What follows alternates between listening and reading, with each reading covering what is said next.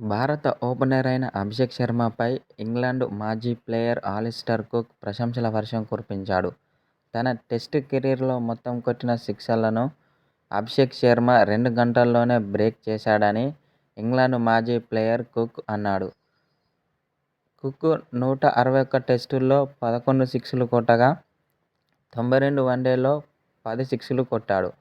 అయితే నిన్నటి మ్యాచ్లో అభిషేక్ శర్మ 13 సిక్స్లతో 135 పరుగులు కొట్టాడు. దీంతో భారత్ తరఫున అత్యధిక సిక్సర్లు కొట్టిన ఆటగాడిగా అభిషేక్ శర్మ నిలిచాడు.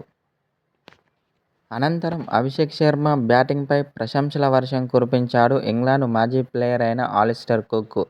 టీమిండియాలో అభిషేక్ శర్మ చాలా డేంజరస్ బ్యాట్స్మన్ అని, అతన్ని ఎదుర్కోవడం ఏ బౌలర్ వల్ల కాదని అన్నాడు.